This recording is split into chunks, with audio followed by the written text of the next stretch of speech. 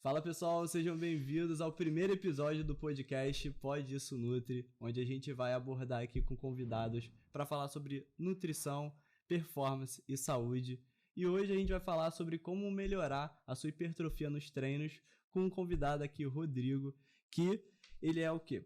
Professor de Educação Física, especialista em musculação e treinamento de força pela UFRJ e mestre em Ciência da Reabilitação. Rodrigo, obrigado por ter aceitado o convite, seja bem-vindo. Eu que agradeço, parabenizar aqui a estrutura, tá top, tá bom demais, tá bonito aqui. E é isso, não tirar a dúvida da galera e vamos que vamos. Vamos falar sobre hipertrofia então. E primeiro, Rodrigo, pra gente começar do começo, qual a importância de fato da hipertrofia, né? Olha, eu gosto muito de trazer contextos históricos para as pessoas, porque faz com que a gente não seja manipulado, engabelado de alguma maneira e faz com que a gente entenda as percepções que a gente tem, que é muito importante. A hipertrofia muscular, na cabeça das pessoas, é estética. Sim, só estética. É aumentar o músculo e ficar forte. Ok, isso de fato acontece, mas tem muito mais coisa por trás disso, né? Quando a gente observa num contexto histórico, primeiro, o que é hipertrofia muscular? Você pega o músculo, você faz um corte transversal nele e você abre ele e observa a área de secção transversa dele. Então você vai observar que as fibras musculares aumentaram de tamanho. Sim. E fizeram a musculatura aumentar de tamanho também. Isso é hipertrofia muscular. Ponto, acabou. O que acontece é o seguinte, nessa concepção de estética, a gente vem muito no flow da coisa do marketing e como isso é feito durante décadas, né? Na cabeça das pessoas, quando você pensa, por exemplo, em atividades aeróbicas, corrida, etc., dá uma sensação de saúde, uma pessoa magra, correndo. Essa é a imagem que foi produzida por muito tempo. Sim. Uma pessoa magra, correndo, se exercitando, muitas vezes sorrindo. E isso, as marcas que produzem artigos esportivos para essas modalidades entenderam isso e impulsionaram isso por muito tempo. Então, fabrica-se tênis, fabrica-se a roupa exata para correr, você fabrica tudo ali. E isso vende muito, né? A hipertrofia muscular, o treinamento de força, sempre ficou por muito tempo na imagem dos culturistas, dos bodybuilders, dos fisiculturistas. Sim. E eles sempre foram tidos, hoje até está um pouco diferente, mas por muito tempo foram tidos como aberrações. Era quase um circo dos horrores você olhar uma apresentação de um fisiculturista. Então, na cabeça da pessoa fica atividade física, aeróbica, corrida, poxa, legal, saúde. Hipertrofia muscular, o cara gigante, aberração. Tanto que mulher fica com medo disso, né? Ah, não quero treinar, mas não quero ficar forte que nem aquele cara, não quero ficar com braço que nem aquele cara. Exatamente. Isso assim, eu não trabalho mais em salão de musculação, mas eu escutei isso diversas vezes enquanto trabalhei. Pô, eu não quero pegar muito peso não, porque não quero ficar muito forte. Uhum. Como se tivesse também essa facilidade para isso sendo... Cara, aí a pessoa vem, aí eu vou falar para ela o quê, né? Uhum. Olha só, não vai ficar, tá? Já quebrar as pernas. Nem que você queira muito, porque eu tô tentando e não tô conseguindo. Então, assim, não vai ficar, bicho. Não vai ficar. O cara tá daquele tamanho porque ele já treina há 30 anos, porque ele tem os ergogênicos dele já há 30 anos e tá daquele jeito. Ele tem uma vida voltada para aquilo. Você talvez não fique. Muito provavelmente não vai ficar. Então isso causa uma estranheza nas pessoas. Pô, eu não quero ficar daquele tamanho. Porque na cabeça das pessoas, de uma forma geral, aquilo é hipertrofia muscular. Sim. Hipertrofia muscular nada mais é, como eu falei, do que você aumentar a área de secção transversa da sua musculatura. Ponto final. E isso é importantíssimo porque isso te tira do risco de morte. A musculatura, a massa muscular, quando você começa a reduzir ela drasticamente, agora eu esqueci a porcentagem certa, tem um trabalho muito bacana que mostra que se você reduzir 10%, se não me engano de 10% a 15% da sua massa muscular, você aumenta o risco de câncer. Alguns tipos de câncer, né? A gente não consegue prevenir todos, mas alguns tipos de câncer você aumenta só reduzindo a tua massa muscular. Sim. Se você aumenta ali em torno de 20%, se não me engano, você aumenta o risco de contrair doenças infecciosas. 40% de redução da massa muscular, você aumenta o risco de pneumonia. E aí, se você pegar uma pneumonia com uma redução de massa muscular dessa, a chance de você morrer é muito grande. Sim. Porque o ato de fazer força, e eu gosto também de desmistificar algumas coisas, né? A musculação, fala musculação, na cabeça das pessoas, sala de musculação, lotada de aparelho, Sim. música tocando, galera sensual, e é isso. Na cabeça da galera é isso. Mas a musculação, ela é treinamento de força. A gente chama de treinamento de força porque é uma tradução literal da literatura. Não existe musculation em inglês, né? A gente faz a tradução de strength training ou resistance training. Strength training, treinamento de força. Resistance training, treinamento contra resistido. Então, quando eu falo musculação, eu falo treinamento de força de uma forma geral. Diferentes maneiras de você produzir força.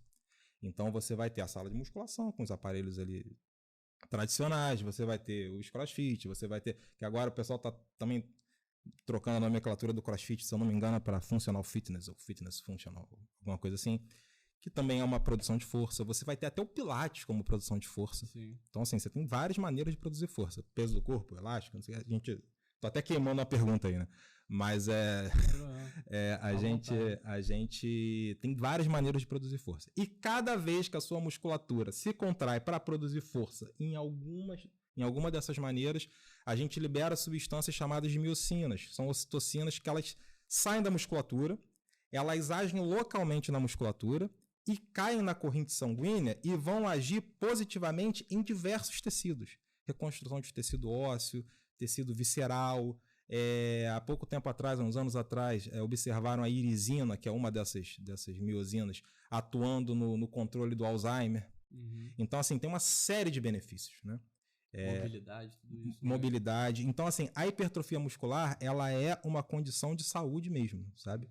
De fato, tirar as pessoas da doença. Ou prevenir, pelo menos, né? Tanto que é uma briga, e quando você pega uma pessoa que, sei lá, por um motivo infeliz qualquer, ficou acamada, ficou em coma, ela vai perder massa muscular. E aí começa o perrengue, porque vai perder massa muscular, vai agravar todos os problemas que ela tem. Então, até dando um... É que o pessoal acaba esquecendo isso, né? Que acaba sendo, por consequência, a piora do quadro do paciente. Exatamente. Por conta dele ter perdido massa muscular. Não, tanto que até mesmo essa visão de essa pessoa tá magrinha e tudo mais, tá mais saudável. Atendi uma paciente recentemente, ela é médica, e aí ela fez a avaliação, se eu não me engano, ela fez a avaliação por DEX ainda. E aí ela viu, tinha mais ou menos aí 45, 47% de percentual de gordura. Caramba. E nem ela tinha noção disso daí. Sim. Aí ela contava isso pros amigos e falava, os amigos nem imaginavam porque olhava só o que tava vendo, assim, visualmente, sabe? E esquecia realmente o que importa, que é essa parte da composição corporal. E me fala uma coisa, já que você falou justamente disso, essa parte de hipertrofia que ocorre em qualquer trabalho que tenha geração de força em si, né? Tem como você conseguir também ter uma boa hipertrofia? Vamos supor, você fazendo treinos em casa, por exemplo, vamos sair um pouco dessa parte da sala de musculação e entrar, por exemplo, em calistenia, por exemplo. Sim. Teria como ter uma hipertrofia tão boa quanto, ou acaba ficando limitada por conta dessa progressão de carga? Os lugares, por exemplo, que você consegue progredir de carga, acaba sendo mais positivo para a hipertrofia? Olha, eu sou até um pouco suspeito para falar, porque quem for entrar no meu Instagram vai ver que os meus alunos todos, sem exceção, treinam dentro de casa, né? Então, assim, a gente tem dentro do treino algumas variáveis. O princípio da sobrecarga é apenas uma delas, né? Você consegue controlar a intensidade de esforço reduzindo o tempo de intervalo, aumentando o tempo sob tensão que a musculatura fica no exercício. A calistenia é um método de trabalho de produção de força muito antigo. Confesso que eu não sou um grande estudioso dela, não. Mas eu sei que na minha metodologia de trabalho eu uso coisas muito parecidas, né? Muito semelhantes. É um trabalho com tempo de contração um pouco maior, às vezes numa contração um pouco mais lenta, às vezes numa isometria, mas não necessariamente nisso, né? Com o peso do próprio corpo ou com a resistência de banda elástica, você consegue trabalhar essas outras variáveis do treinamento, que não só o princípio da sobrecarga. Existe a manipulação da carga, que é importante, mas é só mais uma variável a ser trabalhada. A gente tem diversas outras. O tempo de intervalo é uma variável que quase ninguém controla e que é importantíssima para você otimizar o treino, para você ter uma assertividade interessante no treino e para você reduzir o tempo da pessoa treinando também, porque Muita gente passa 2 horas no treino porque não controla essa variável. Sim. O cara faz um exercício, descansa 3, 4, 5 minutos, porque tá no celular, tá batendo papo e volta pro exercício. Então, assim, o intervalo, ele é excepcional para isso. E a literatura mostra que você consegue ter ganhos hipertróficos de uma maneira didática falando, né? Não é bem assim que funciona, mas didaticamente falando, você consegue ganhos hipertróficos no tal do treino metabólico. Que o treino metabólico também não é essa coisa de circuito metabólico para queimar, não é. Treino metabólico recebeu esse nome porque quando você deixa a musculatura ali produzindo força ali por 50 segundos, por 40 segundos, 1 minuto produzindo, você aumenta a concentração de produtos metabólicos na musculatura. E isso vão sinalizar para a hipertrofia pelo que é chamado de via metabólica, não só pela sobrecarga. Então, é perfeitamente possível você conseguir hipertrofia muscular treinando assim e abrindo mão ali um pouco do princípio da progressão de carga. Não é uma necessidade. Ah, Rodrigo, mas eu quero ficar gigante, eu quero ficar monstro. Aí você tem que ir para especificidade, que aí tu vai trabalhar os isolados, vai trabalhar peito isolado na máquina, aumentando carga, vai trabalhar tríceps isolado na máquina, aumentando carga. Especificidade. Quero saúde, quero aumentar a massa muscular, quero uma qualidade de vida bacana, quero brincar com meu filho, quero brincar com meu neto. Perfeitamente possível fazer dentro de casa. Só ajustar esses outros parâmetros. Exatamente. Intensidade, tempo de descanso, que Exatamente. já vai ser o suficiente. Com toda certeza. Com toda certeza. Isso é ótimo saber porque muita gente fica só preso a essa parte de sala de musculação, né? Sim. Ah, não, massa muscular é só sala de musculação e ver que tendo uma boa orientação de profissional já vai conseguir fazer isso, né? Com certeza. Eu gosto de levantar uns ferros, particularmente. Eu tô treinando agora na academia lá dos bodybuilders lá. Gosto. Mas o disco assim. O disco forte mesmo. O negócio lá é sabor tétano. mas assim, eu particularmente eu gosto. Tanto que, cara, eu sou o profissional que eu não sou do um ou outro, né? Essa atividade ou essa atividade. A minha função é desenvolver as pessoas. Então eu sou o profissional do um e o outro. Sim. O que acontece quando eu... Está apto, por exemplo, a fazer qualquer outro tipo de atividade, coisa, né? Mesmo, não ficar limitado assim. Qualquer coisa. O que eu tenho de aluna que treina comigo e faz polidência, treina comigo e faz crossfit, treina comigo e faz natação. E isso, inclusive, eu considero como um êxito do meu trabalho. Sim. Então, o aluno, ele via de regra, normalmente, ele chega para mim sedentário, com aversão e intolerância ao exercício. Normalmente chega assim. Meu trabalho é pegar essa pessoa, sem que ela perceba, fazer o exercício ser introduzido na vida dela. Normalmente eu indico o aluno começar com 1, 2 vezes na semana. Sim. Apenas. Eu quero aderência de exercício. Eu não quero quebrar o aluno, deixar tudo quebrado. Eu quero aderência no exercício. Então o aluno entra, começa a fazer 1, 2 vezes na semana, vai ficar 1, 2, 3, 4, 5 meses que seja dessa maneira, e eu percebo a evolução. A gente tem alguns termômetros, né? Alguns termômetros muito subjetivos, mas que funcionam muito bem. Eu percebo a evolução quando o aluno, por exemplo, vira para mim e fala: pô, Rodrigo, tu monta um treino para eu levar mais um dia para eu fazer de repente na academia? Tem academia lá perto do meu trabalho, porra, estamos atingindo. Estamos atingindo o resultado. Pô, Rodrigo, vi que eu moro aqui na zona sul do Rio e vi que tem canoa havaiana, queria fazer. Estamos evoluindo. É o exercício entrando gradativamente na vida dessa pessoa. E a minha função é essa, basicamente. O pessoal acha que, quando eu começar, vou começar direito, tem que começar a fazer todos os dias e tudo mais. Teve até uma paciente que eu atendi que ela tava querendo reduzir percentual de gordura. Mas aí uma das coisas que eu coloquei, que eu acabei mantendo, porque ela ingeria uma alta quantidade de bebida alcoólica, eu fui, e no final de semana eu fui reduzir a quantidade, mas mantive a bebida alcoólica dela. Sim. E a gente sabe que, tanto para massa muscular, acaba sendo muito ruim, mas até outras questões, que muita gente acaba nem comentando, né? Aumento do risco de câncer, ou muitas outras complicações por conta da bebida alcoólica. E aí a questão foi o quê? Ela foi depois, reclamou comigo e falou: pô, Eduardo, não acha melhor eu cortar a bebida alcoólica durante 1, 2 meses, tal coisa? Eu falei: olha só, fulana, se você conseguir cortar, maravilha, ótimo. É interessante nem voltar com a bebida alcoólica. Exatamente. Mas a questão principal que a gente está querendo é adesão. Sim. De nada adianta, a gente chega e na teoria isso daqui vai estar tudo bonito e tudo mais, faz esse tipo de treino, depois esse daqui, faz essa alimentação assim, assim, assado, e não vai encaixar no planejamento, não vai encaixar no contexto do paciente, e aí depois de um mês ele já vai desistir, ou até antes ele já desiste, né? Exatamente. Aí tu vai ver um rebote, efeito sanfona, Exatamente. etc.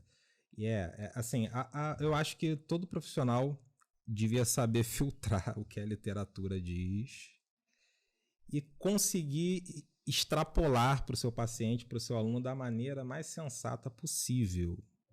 Porque saber interpretar um artigo é muito importante, né? Sim. Você saber o público que foi trabalhado ali. Eu, no início da graduação, já recebi até uns esporros seus aí, já me orientando bem, eu lembro disso, mas cara, foi um esporro bom, assim, que realmente, no começo da graduação, de fato, assim, você não tem muito essa ideia. Sim. E você lê o artigo e você fala, pô, isso é moleza, só vou ler o abstract ali.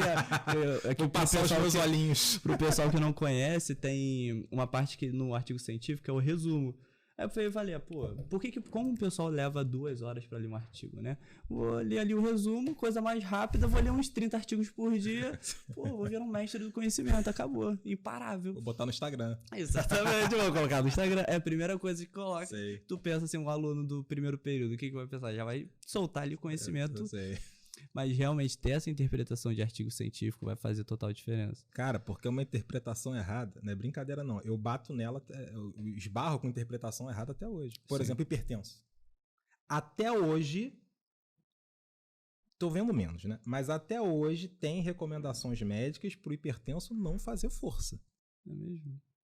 E existe um trabalho que foi interpretado errado que arrasta isso até hoje. É um trabalho do MEC. É a manobra de Valsalva também? Ela entra também. Mas assim, existe um trabalho do McDougall, se eu não me engano, de 85, 83. Eu sou ruim para guardar a data dos trabalhos. Mas é por aí, 85, 83. Esse trabalho, eu tive que apresentar esse trabalho, falar sobre ele, né, no meu TCC da graduação, que foi com treinamento com pressão arterial, depois no meu TCC da minha especialização, que foi a mesma coisa. Então eu tive que ficar citando esse trabalho algumas vezes, porque assim, é um trabalho pioneiro.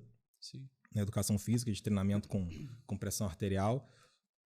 Tem a importância pelo pioneirismo, só que como foi pioneiro, tem muito tempo, é um trabalho que incorre em alguns erros ali, não vou dizer nem erros, algumas lacunas consideráveis, né? O N amostral foi de 5 pessoas, daí você não publica mais a não ser que seja um caso muito raro, uma doença muito grave, que você vai trabalhar um treinamento com essa pessoa ali, com esse grupo de pessoas, aí beleza, você consegue publicar, mas um N muito baixo de 5 pessoas. Esses 5 eram bodybuilders. Então não há um controle do que o bodybuilder usa que possa interferir na pressão arterial dele. Uhum. Começa daí. Exatamente. Eles se utilizaram para aferir a pressão arterial de uma metodologia padrão ouro. Perfeita, ótima. Mas esse padrão ouro é um catéter. Você enfia o catéter no braço de alguém, só aí tu já altera a pressão da pessoa. Uhum. Tem um catéter enfiado no braço de alguém. Então a pressão pode se alterar. Aquela síndrome do jaraco branco. Exatamente. Né? Então... E aí o cara ficava com o catéter enfiado e ia treinar em cargas altíssimas. Se eu não me engano agora, eu acho que era 80% de um RM, 85, 90, 95 e um RM. Caramba. Eram cargas muito altas. E aí eles observaram, de fato, que havia um pico pressórico absurdo. A pressão dos caras batia quase 30 por alguma coisa. Era um pico pressórico gigantesco, mas naquelas condições, com aquelas 5 pessoas apenas. A partir daí, viram um pico pressórico fazendo força, e hipertenso não pode fazer força porque tem pico pressórico. Uma interpretação absolutamente equivocada, que é arrastada até hoje. No meio desse trabalho, houve uma observação que não era nem o objetivo do trabalho. Os caras observaram que, ao fazer exercícios acima da cabeça, o gráfico mostrava um pico ainda um pouco maior. Hipertenso não pode fazer exercício acima da cabeça. Até hoje, eu aprendi isso no meu estágio, com os professores da academia que eu fazia estágio. Você é hipertenso, nada de desenvolvimento. E aí depois eu fui saber o porquê disso. Uhum. É por isso que eu gosto do contexto histórico das coisas. Uma interpretação equivocada lá de trás arrasta por décadas. E aí depois a gente não entende mas por que esse profissional fala uma coisa e esse outro fala outra? Às vezes é por questão assim do próprio comodismo da pessoa receber só aquela informação do professor e não querer investigar mais. Exato. Isso acontece muito também até parte de suplementação. Por exemplo, até essas falsas interpretações mesmo. Por exemplo, artigo que mostra que BCA aumenta a hipertrofia. Eles pegam, por exemplo, pode pegar um número de participantes muito grande, mas compara BCA com carboidrato. Pô, é claro que aí às vezes pega um indivíduo que não está consumindo uma boa quantidade de proteína, vai incluir BCA, que são aminoácidos de cadeia ramificada, vai incluir o BCA, é claro que vai ter mais hipertrofia, mas aí quando a gente compara, faz uma comparação mais justa, né? Pô, um grupo de pessoas vai receber BCA, outro grupo de pessoas vai receber carboidrato, e outro grupo de pessoas vai receber uma proteína completa, a gente vê a proteína completa muito melhor. Sim. Então é exatamente essa diferença. Por isso que muitas pessoas ficam na dúvida, não, pô, pra hipertrofiar eu vou ter que gastar muito dinheiro também, né? Sim. Hipertrofia e tal. E de nada adianta, se a gente for ver até a parte de suplementação de pra ter hipertrofia, se pega a creatina, por exemplo. Creatina, para você conseguir ganhar massa muscular, você precisa ter o treinamento. Porque as pessoas têm essa ideia assim, eu vou conseguir hipertrofia tomando creatina. Creatina não aumenta a hipertrofia. Creatina é um recurso ergogênico que aumenta a força, que consequentemente, pelo aumento de força, você vai ter esse aumento de massa muscular. Mas tem muita gente que pensa, acabei me lesionando, posso continuar tomando creatina, mesmo parado, por exemplo, para segurar minha massa muscular. Isso não vai acontecer. A gente tem que entender que não existe essa parte de milagre. Essas bases, elas precisam ser bem construídas, né? A parte de alimentação, a parte do treinamento, de fazer esse básico que as pessoas negligenciam já seria um avanço imenso, né? Tu tocou no ponto aí da creatina, então agora estão extrapolando creatina torta e à direita na internet, né?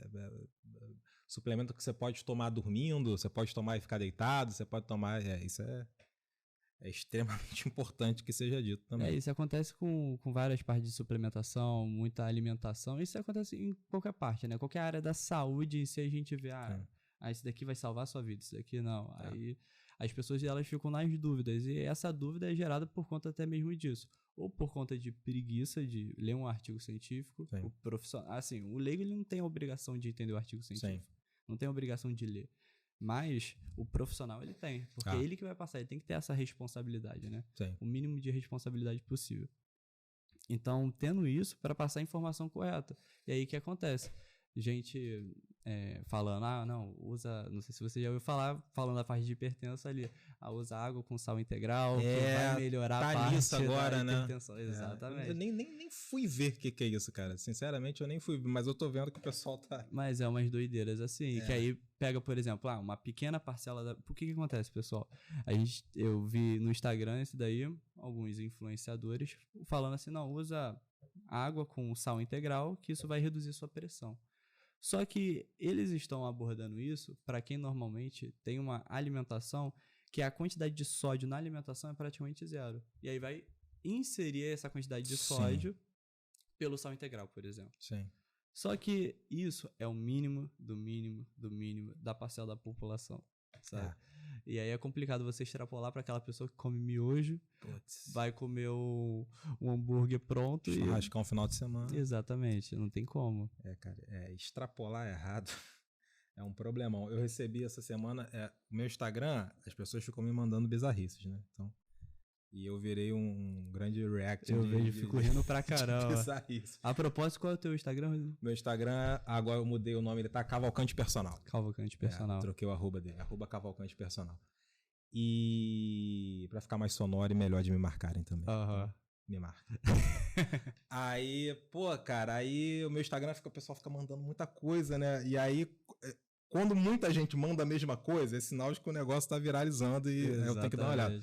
Aí eu vi uma matéria, revista grande aí, esqueci o nome, mas revista grande digital. Aí era, como é que era? Fazer exercício de final de semana apenas é melhor do que fazer exercício regularmente durante a semana. Eu não abri para ver. Ainda não tive tempo. Me mandaram, deve ter uns 3, 4 dias, eu não abri para ver. Mas o que acontece? Foi uma linha de pesquisa até lá na FRJ, se eu não me engano, do professor Roberto Simão.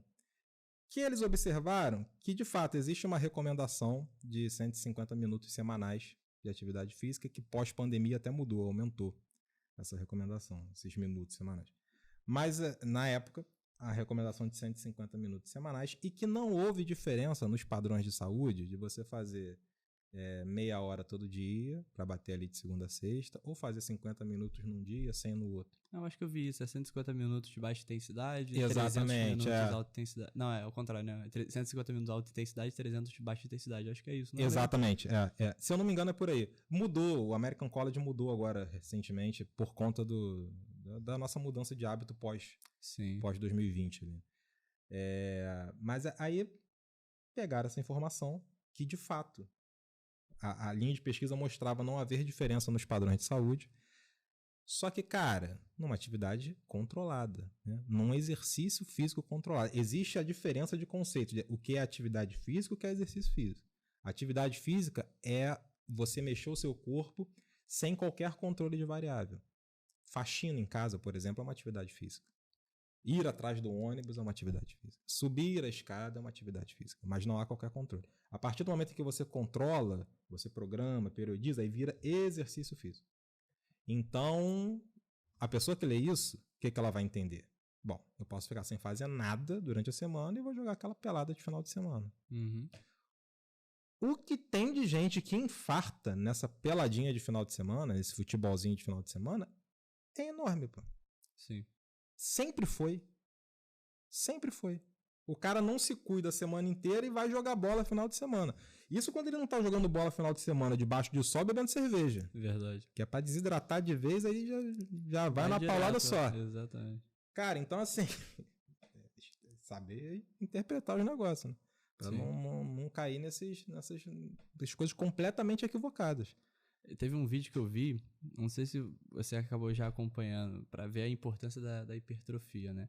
Teve uma senhora que ela tava, provavelmente deve estar com obesidade, ela tava perto do carro, aí tava com um bebê assim num carrinho, aí tava tipo uma ladeira, aí o carrinho soltou porque ela tropeçou, aí ela tentando levantar e tropeçando, tentando levantar e tropeçando.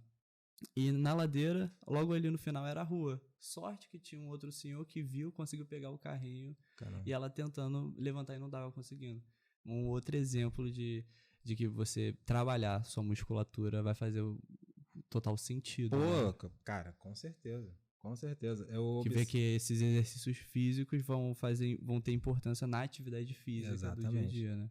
Pô, quem trabalha com idoso, né? Especificamente com idoso. Eu treino alguns idosos, mas não é um carro-chefe do meu trabalho. Sim. Mas o que é possível observar? O idoso, ele cai. O idoso, ele perde a capacidade de produção de força, ele perde massa muscular, ele perde força e perde potência muscular. Sim.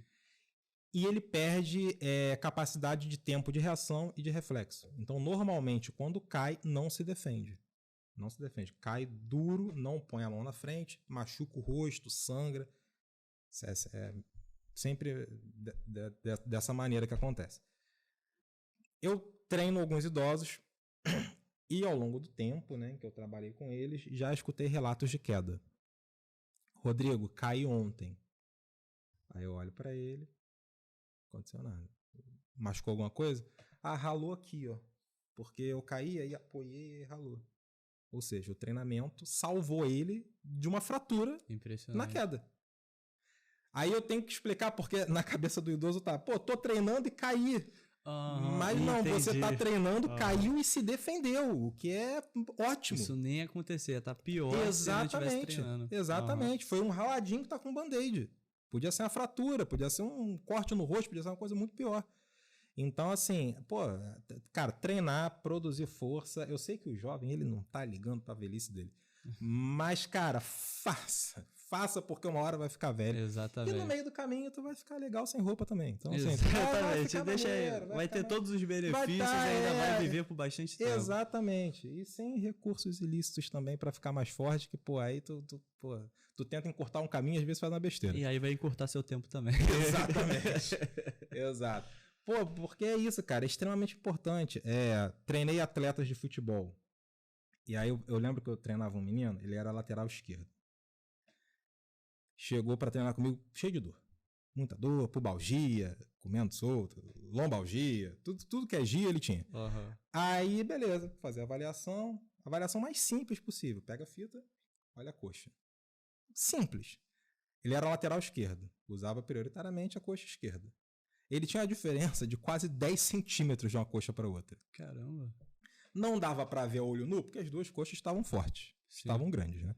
Mas tu olhava... Pô, 10 centímetros? Era um negócio gritante. Era gritante. E aí, bom, provavelmente, quando eu olhei, eu falei, provavelmente tá aqui o motivo da dor, né? Uhum. Aí fui fazer um teste de força com dinamômetro. Extensão de joelho. Vamos ver esse quadríceps aqui, como é que tá, esses extensores de joelho. A discrepância de força era imensa. Na coxa direita, ele praticamente não produziu força, na esquerda ele quase arrancou a corrente do dinamômetro fora. Tive até que trocar o gancho depois, porque ele empenou o gancho. Né? E aí eu falei, cara, temos aqui um problemaço, né? A gente vai ter que corrigir isso aqui. E vai ser a base do treinamento de força. Pra gente tirar essa simetria aqui que tá gritante. Aí beleza. Aí fizemos trabalho, fizemos ali meses e tal. Aí ele tava num clube que... O futebol ainda sofre muito com amadorismo, né? Então ele tava num clube que respirava amadorismo. Né? Pra você ter ideia, o treinamento físico era punitivo. Perdeu o jogo, corre 10 km. É mesmo? Era assim que funcionava. E aí, perdeu o jogo, faz 1000 abdominais. Era assim que funcionava. E aí... Fui lá e conversei com ele, falei, cara, olha só, você tem um quadríceps muito forte, abdômen tá fraco, lombar tá fraca, por isso que eu tenho pubalgia, por isso que eu tenho lombalgia, a gente vai ter que corrigir isso, papapá, e ficamos martelando nisso aí durante um tempo, meses e tal. E aí, assim, a gente se adapta à dor, e aí a dor passa a fazer parte do seu dia a dia, principalmente o atleta. O atleta, ele tá sempre com dor. O atleta de alto rendimento, a dor é amiga dele, né? Tá sempre com ele. Então... Quando a dor começa a ir embora, ele também não percebe, porque ele já está adaptado. Aí passa-se um tempo, ele não reclama mais de lombalgia, não reclama mais de pubalgia. Passa-se um tempo, volta ele reclamando de uma dorzinha no joelho. Porra, cara, tô com uma dor no joelho aqui. Aí eu fiz uma termografia, vi que de fato eu estava tendo ali uma discrepância ali de fluxo sanguíneo, possível processo inflamatório ali e tal. E aí eu falei com ele, eu falei, bicho, olha só, tu tá reclamando dessa dorzinha no joelho. E a do quadril, como é que tá? Do pubis? Ele... Esqueceu tudo aí. Não, que tá não teve doendo. sentindo mais nada. E a da lombar? Tá não. E o pessoal que joga contigo, como é que tá? Ele, um vai operar o joelho, o outro tornozelo virou ali, vai ter que operar também, o goleiro vai ter que operar o ombro. Eu falei, pô... Passa despercebido, o pessoal não lembra disso. Olha, estamos no lucro, não estamos? Exatamente, demais. Mas é isso, cara. O treinamento, essa é a função do treinamento. Fazer com que a pessoa melhore sem perceber. E me fala uma coisa, até mesmo falando essa área, como você falou do futebol, vamos pegar essa parte que é um mito muito grande e tudo mais, e pra gente elucidar isso melhor. O aeróbio, ele prejudica a parte da hipertrofia ou tem um limite específico que aí ele acaba não prejudicando? Que aí, passando isso daqui vai prejudicar a hipertrofia, realmente tendo os dois juntos, pensam, sei lá, uma pessoa, um maratonista querendo também ganhar massa muscular, pensando assim nesses dois cenários, assim, ganhar massa muscular que eu digo, pensando mais o que a maioria já pensa assim de volume muscular também. Sim. Você pensa que de alguma forma isso pode prejudicar? Não, o aeróbio pode ser um limitante? O que você acha disso? De novo, né? A literatura, ela cita isso como chamado de treinamento concorrente. Porque, teoricamente, um iria concorrer com o outro. Mas isso, jovem da academia, isso é voltado inicialmente para atletas, né? Então, observou-se há um tempo atrás, até tem alguma coisa na literatura de estudos antigos, que eles não indicavam que atletas de potência e força pura fizessem trabalhos aeróbicos muito intensos ou muito volumosos, porque poderia concorrer. Não é para você da academia, jovem. Não é. A pessoa, o praticante de atividade física, ele tem que fazer atividade aeróbica. Tem que fazer. Tem que fazer. Quando você trabalha, você faz um trabalho cardiopulmonar no aeróbio, você faz com que as musculaturas envolvidas na respiração, elas não necessitem de tanto aporte sanguíneo durante a atividade física. Então, o aporte sanguíneo vai para onde interessa. Então, se você vai dar um sprint, você tem uma boa capacidade cardiopulmonar, o aporte sanguíneo vai para onde interessa, quadríceps, glúteo, posterior de coxa. Ele vai para lá. E isso você só consegue se você tiver uma boa capacidade cardiopulmonar. pulmonar. Senão, não vai rolar. O que acontece? Ah, Rodrigo, mas eu eu não tenho muito tempo para treinar. Isso é o primeiro impeditivo, né? Não ter tempo para treinar. Isso é isso. Sim. A gente tem que fazer a anamnese do aluno e entender a realidade dele. Eu tenho 40 minutos para treinar explodindo, que é o meu caso, por exemplo. Então não vai dar para eu botar um aeróbio junto com o treino de musculação. Eu vou ter que botar dias alternados, de repente o aeróbio ali 2 vezes na semana, de repente 3, de acordo com o objetivo do aluno. Pô, Rodrigo, mas eu gosto de dar aquela corridinha na esteira antes de treinar. Problema nenhum. A literatura, inclusive, mostra que aquele trabalho, que é um trabalho de baixo volume e de baixa intensidade na esteira antes do treino, não gera efeito deletério nenhum na musculação. Porque acontece também muito isso, né? Falar, vou reduzir minha força, a capacidade de realizar trabalho ali num período da musculação, por exemplo. Mas seria, então, mais em questão de alta intensidade. Alta intensidade ou alto volume. Se você for correr 5 km antes do teu treino de força, não vai dar, né? Sim. Agora, aquela corridinha ali de 20 minutinhos ali para soltar na esteira, porque você gosta de fazer, perfeitamente possível. Pode fazer que isso não vai interferir no teu ganho de massa muscular.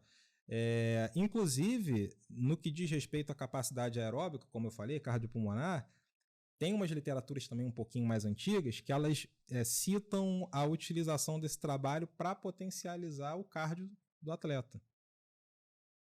Ou seja, apesar do nome concorrente, você teria como usar isso, né, de acordo com essas literaturas um pouquinho mais antigas, teria como usar isso de maneira benéfica para a pessoa.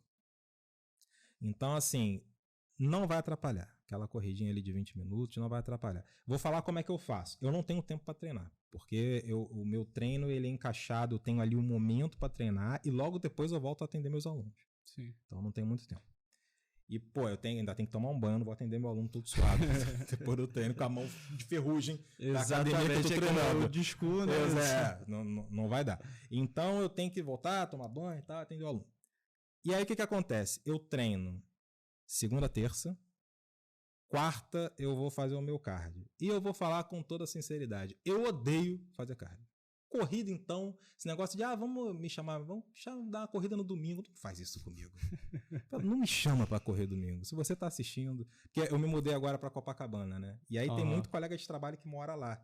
Aí o pessoal viu meus stories, pô, Rodrigão, vamos marcar uma corrida na praia. Tá louco, bicho? Tá louco? Não vou. Tá doido, me chama pra outra coisa, cara. Pra correr na praia é impossível. Então, não suporto correr. Em esteira, então, isso pra mim é sofrimento infernal. Não, esteira é muito ruim. E a bicicleta da academia, ela foi feita para gerador, eu acho. Ela foi feita dói a coxa, dói a lombar, eu fico todo arrebentado. Então eu tenho uma bicicletinha que eu vou dar o meu pedal na praia de Copacabana às quartas-feiras. E aí eu não treino força, por quê? Porque a cabeça do Rodrigo é esquisita. Eu vou fazer um aeróbio, mas aí eu boto lá na marcha da bicicleta mais pesada, porque eu quero produzir força. E aí eu vou pedalar 10, 15 quilômetros daquela maneira. Não vai dar para fazer mais nada depois. Não tem nem tempo e nem disposição. Sim. Então faço aquele trabalho. Vou treinar de novo na quinta-feira, já à tarde, mais de 24 horas depois. Já não gera tanta interferência assim.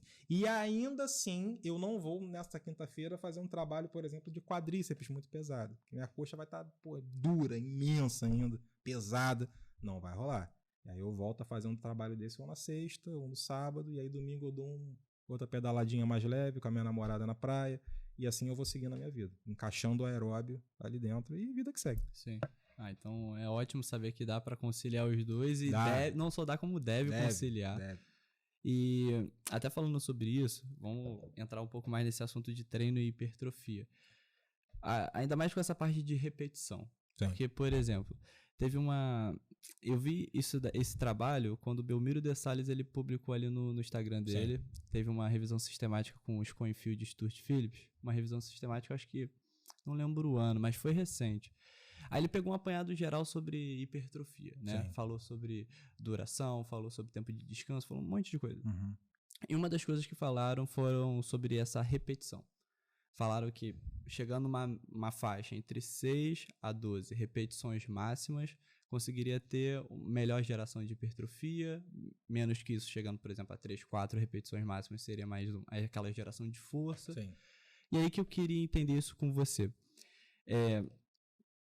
vamos supor, aquela velha história, né? De 8 a 12 é para hipertrofiar, mais do que isso é para definir. Existe isso ou isso é mais um caso específico, por exemplo, como a gente mesmo falou, né? Às vezes, isso daí é um estudo feito com um tipo específico de pessoas. Sim. Dependendo da realidade. E aí, essa questão que eu queria entender sobre essa parte de repetições. De 8 a 12, realmente é para hipertrofiar? Mais do que isso, não iria hipertrofiar? Sim. Ou depende, às vezes, do grupo muscular, né? Porque, por exemplo, se a gente for ver panturrilha tem muito mais fibras de resistência, né? Que, assim, que demoram realmente a hipertrofiar, porque tem que suportar o peso do seu corpo, né? Do que outras musculaturas. Aí, explica pra gente um pouco melhor sobre assim, isso. De fato, já está bem difundido na literatura que de 8 a 12 seria a zona para hipertrofia. Mas faz isso o resto da vida, ver se tu vai conseguir essa hipertrofia. Não vai. Ainda mais se a pessoa for muito treinada. A literatura já bate nisso, já tem um tempo. Quanto mais treinada é a pessoa, mais difícil de treinar ela. Porque os ganhos são mais reduzidos, são mais diminutos, né? Fisiculturista ganha em um ano, às vezes, 1 quilo de massa muscular, Exatamente. Assim, é muito difícil. Inclusive, a gente vê trabalhos que mostram que o indivíduo muito treinado, ele pode se adaptar a 1 ou 2 sessões de treino. Fez uma vez, fez a segunda. Em laboratório, por exemplo, você vai fazer o teste lá de repetições máximas, se você ficar repetindo muito, o cara vai ficar treinado no teste de RM. Caramba, então realmente aquela história, por exemplo, até uma coisa que eu ia te perguntar, mas aí já até adianta isso daí. Então, por exemplo, essa questão de troca o treino de 3 em 3 meses, ou de 2 em 2 meses. Depende da pessoa. Depende realmente. Depende muito. Uhum. Depende muito. Tá, hoje a gente está na era digital e tal, muitos aplicativos de treino, de periodização. Tem aplicativos hoje que você consegue, para um aluno muito avançado desse, você faz a periodização, você escolhe os exercícios, as zonas de carga, não sei o quê, e o aplicativo sozinho vai fazendo alternância. Se você quiser uma periodização ondulatória, por exemplo, ele sozinho vai ondulando. Entendi. Para você pegar uma pessoa muito avançada, assim, né? Entendi. Então, o que acontece? Rapidinho, só antes de você continuar essa parte, desculpa te interromper. O que é um aluno iniciante? O que é um aluno avançado, por exemplo? Isso é um conceito também que fica numa subjetividade, porque você pode pegar uma pessoa que treina 1 ano, que teoricamente seria avançada, mas que treina 1 ano, por exemplo, num treino absolutamente submáximo e com exercícios isolados em máquina, por exemplo. Treino fofo. Tá na moda, né? Sim. Exatamente. O famoso treino fofo. Aí tu bota o cara para fazer um agachamento, ele não sabe fazer. Esse cara, apesar do tempo dele de exposição ao treino, ele não é avançado. Uhum. Então, o conceito de iniciante e de avançado, o profissional tem que olhar no caso a caso. Porque eu já tive na minha mão vários. Treino já há 5 anos, maneiro, não sei o que, beleza. Pra fazer um levantamento terra, não sabe fazer. Então, já não é tão avançado assim, né? Sim. Então, a gente tem que ter essa observação. Porque não é exclusivamente pelo tempo que você treina. É como você treina ao longo desse tempo, né? Você pega em países que incentivam a atividade física desde sempre, crianças com 10 anos de idade poderia considerar como avançado. Faz levantamento, faz arranco de peso, faz um monte de coisa. E são crianças, né? Sim. Então, assim, a gente tem que observar de fato no caso a caso. Mas a coisa do 8 a 12, de onde surgiu isso, né? O contexto histórico. Cara, sempre me foge a data dos trabalhos, cara. Mas digamos... É muito número. Cara, é muita coisa. Mas é década de 40, 50, alguma coisa assim. Alguém tinha que partir de um trabalho para investigar, de partir de uma zona de repetições para investigar o trabalho de força. Começou a investigar o 8 a 12, arbitrariamente. Foi assim, né? E aí criou-se essa coisa mística do 3 de 8, do 3 de 10. Tá tudo na faixa do 8 a 12, né? Uhum. E as 3 séries, de uma forma mística, foram sendo investigadas assim, mas sem um porquê de ser, na verdade.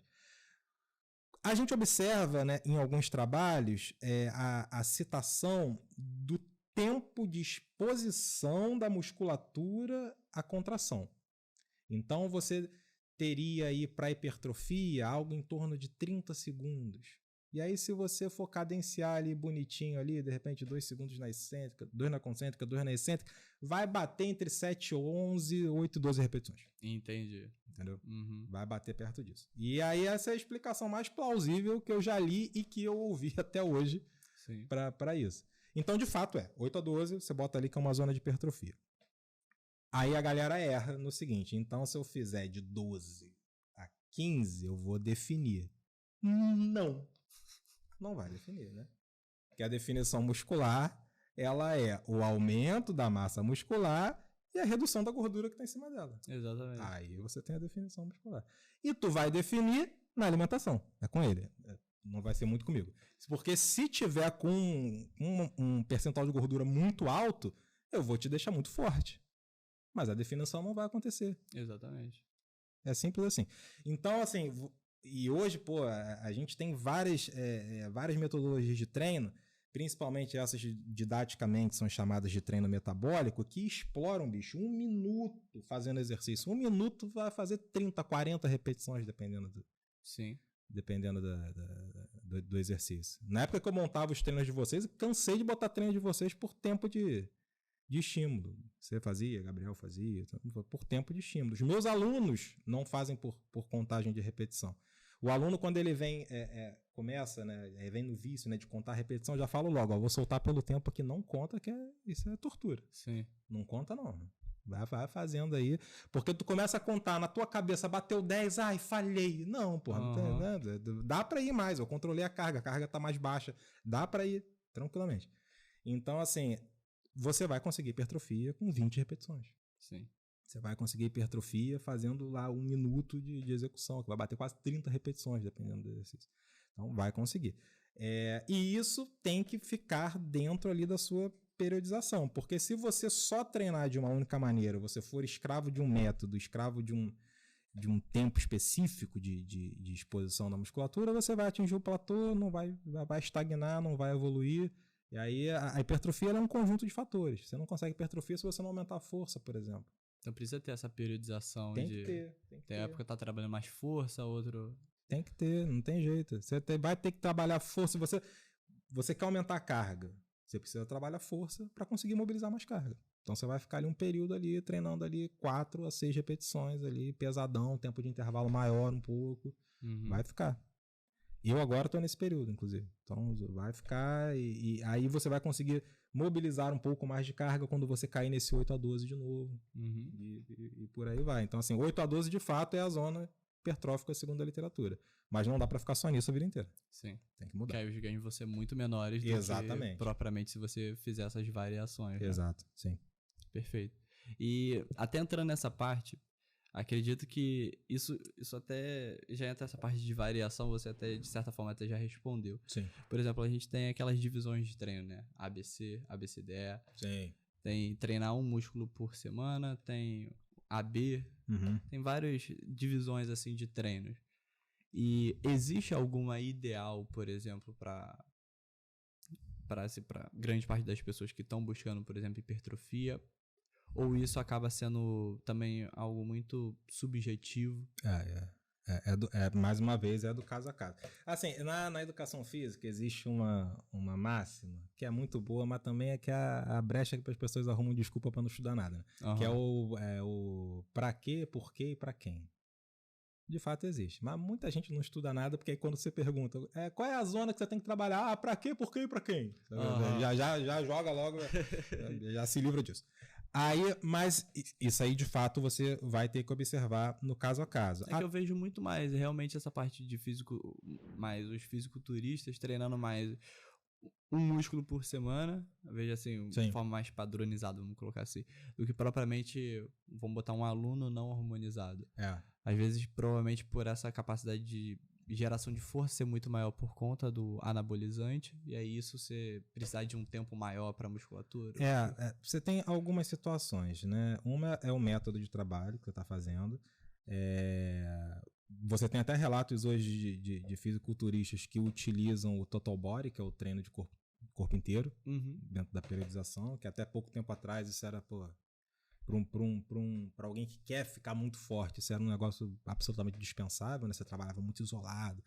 arregaçar uma musculatura, um peitoral para fazer ela descansar uma semana para trabalhar depois. Aí por isso que tem A, B, C, D, E. Então, só no treino A, o cara vai fazer milhões de exercícios de peitoral e depois só vai trabalhar peitoral na semana seguinte. Isso existe, né? Não é a realidade da maioria. Né? O que eu pego muito de aluno, observação totalmente prática e empírica, o que eu pego muito são os alunos que não têm tempo para treinar. Né? Então, por exemplo, se eu colocar um volume muito grande fica muito difícil. Se eu concentrar o treino do cara num A e B, eu vou ter que deixar o treino muito grande. Porque digamos que no A ele tenha que treinar tudo de superiores, no B ele tem que treinar de inferiores, ou que eu vá dividir isso, no A vai treinar peito, tríceps e quadríceps, vai ficar grande. Vai ficar um treino grande. Então eu separo em pelo menos 3 séries que o aluno vai passeando nessas 3 séries ao longo da semana. Uhum. Faz A, faz a B, faz a C, faz a A, faz a B, faz a C, faz a B. Que eu consigo deixar a coisa mais enxuta um pouco. Consigo até aumentar ali o volume, porque tem isso também. Quando você para pensar em volume, não necessariamente o volume de treino é pelo número de exercícios. O número de exercícios é uma maneira de você controlar o volume de treino. Mas você pode ter um treino volumoso com boa densidade, que é você achar aí a equação perfeita entre intensidade e volume, é a densidade do treino, com o cara fazendo 3 exercícios só. Dependendo do número de séries. Dependendo, vai fazer 5 séries na cadeira extensora, por exemplo. Sim. Mas aí, de novo, é do caso a caso. Se a pessoa, menino, o cara treina num horário de pico, eu não posso botar para fazer 5 séries de um supino. Ele vai prender o supino ali um tempão. Então, tem esse jogo aí que vai ter que fazer. Mas de fato, no caso a caso. Não existe uma periodização perfeita. Até porque se eu falar que existe, que você tem que treinar a musculatura, descansar ela, não sei o que, eu tô menosprezando todo mundo que treina o corpo inteiro todo dia, que o pessoal do CrossFit, por exemplo. Sim, isso é verdade. Os caras levantam peso praticamente todo dia. E é o corpo inteiro todo dia. Sim. Entendeu? Então, assim, até descanso de uma musculatura, o tempo que ela vai precisar, é de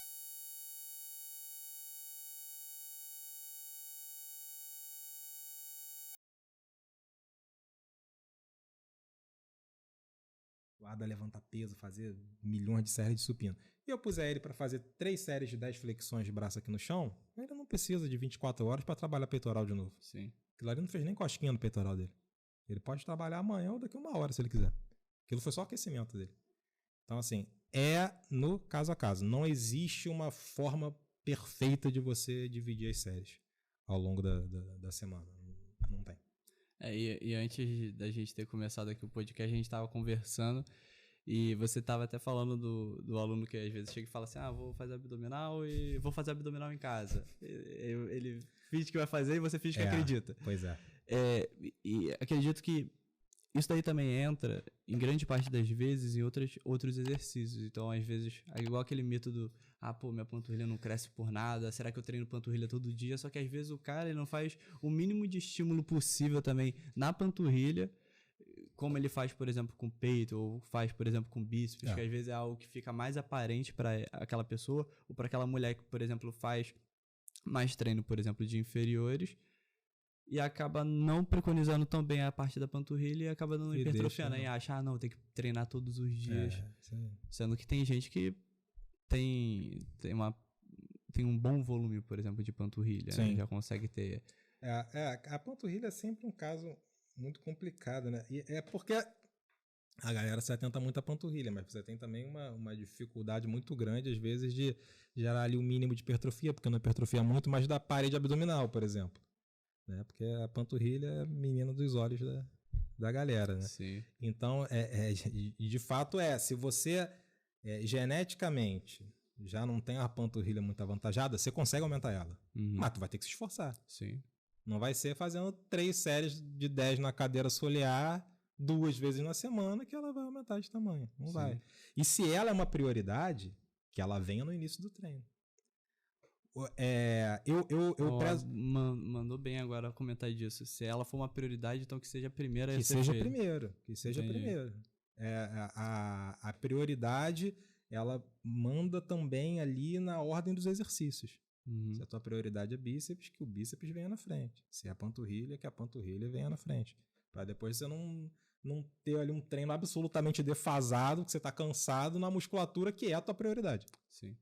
Então, por exemplo, eu prezo muito pela saúde articular dos meus alunos. Meus alunos têm que treinar a vida inteira e, de preferência, sem sentir dor. Então, coluna é um ponto crítico ali. Sim. Se eu puser para o aluno fazer a pranchinha dele, o perdigueiro, etc, no final do treino, ele não vai fazer. E é a minha prioridade para ele.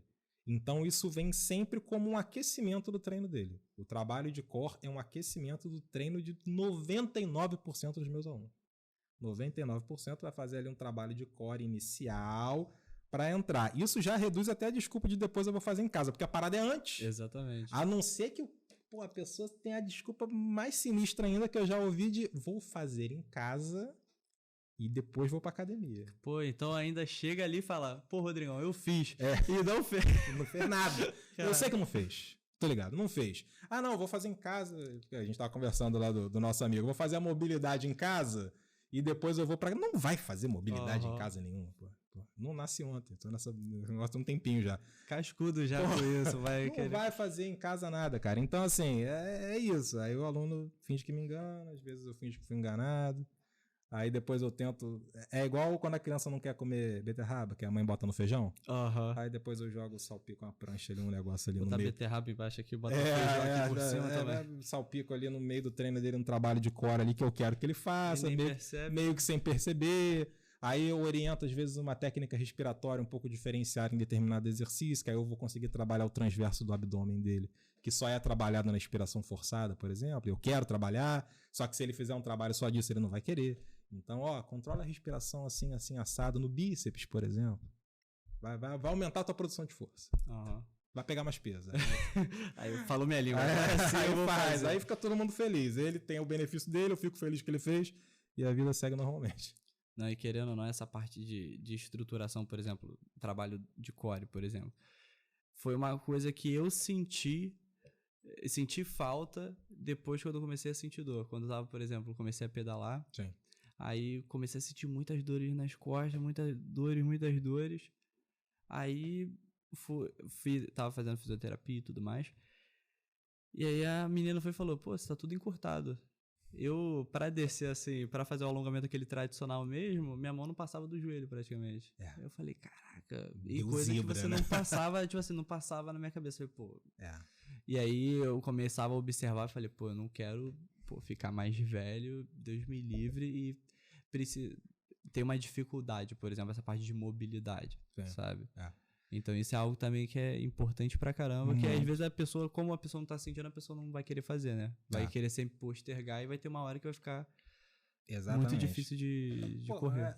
Mesmo eu fazendo os meus trabalhos de mobilidade, quando eu vou na minha fisioterapeuta, eu tomo as broncas dela lá, eu tô travado, ela vai tentar fazer um trabalho de quiropraxia, eu tô duro igual uma pedra, toma as bronquinhas lá. Mesmo ainda assim eu fazendo. Porque a gente vai acumulando ao longo da vida alguns vícios e todo mundo acumula, não tem jeito. Por exemplo, eu tava com a dor, sigo com ela, inclusive, tem que voltar na minha fisioterapeuta.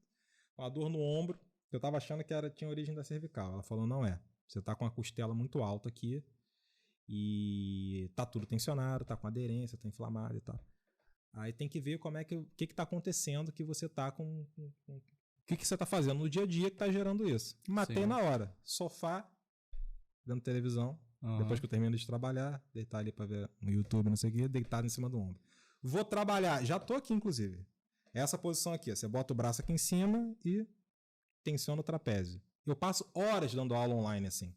Entendi. Então aí já tive que dar uma regulada na minha cadeira, tá, pra dar uma melhorada. A gente vai acumulando vícios, né? Por mais que você observe, trabalhe, a gente vai acumulando vícios.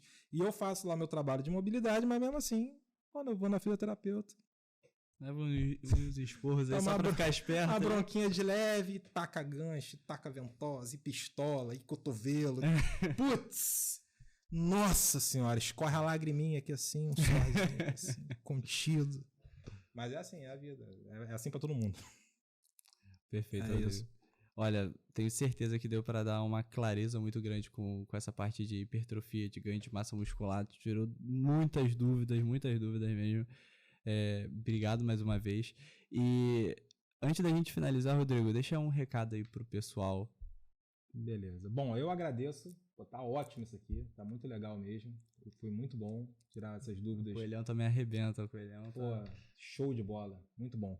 Cara, e assim, o que eu deixo de dica pra vocês é que vocês treinem. Basicamente é isso. Graças a Deus, hoje a gente tem a internet que tá fomentando essa coisa de treinamento, essa coisa maromba. Isso é bom que seja feito isso, sabe? Porque há pouco tempo atrás o que a gente tinha de influência na TV era propaganda de álcool, que foi drasticamente reduzido. Propaganda de cigarro já foi até proibido. Sim. Mas o que a gente tinha de influência era isso. Né? Eu, quando criança, eu via propaganda de cigarro na TV e era um cara super atlético, em cima de um cavalo, fumando um cigarro. Hoje a gente tem a internet a favor da saúde, graças a Deus. Isso é bom para todo mundo. É bom para você, que não vai ficar doente. É bom para o sistema de saúde do país, que caso você não tenha um plano de saúde, você não vai parar numa UPA, no hospital público, por uma doença que você poderia ter evitado ao longo da sua vida. Você não vai pesar no hospital. Então, assim, mantenham-se em atividade, em treinamento, qualquer que seja. Rodrigo, eu não gosto de musculação.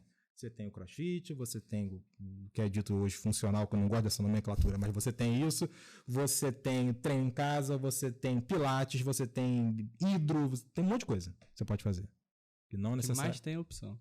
Mas tem opção. Algumas mais caras, outras mais baratas. Tem a opção da galera que é louca, eu chamo de louco, tem uns alunos que fazem isso, que é corrida. Acabei de falar, eu falei. Vou correr a meia maratona amanhã, Rodrigo. Olha aí, coisa boa. Vai com Deus. Vai com Deus. Tem essa opção. Tem a galera que gosta disso. Bota o tênis, cara. Faz contato com um profissional especializado em corrida. Não é o meu caso, mas tem muita gente que atende só para isso. E você vai montar o seu treininho e tu vai começar a ter os benefícios da atividade física, porque tem que ter.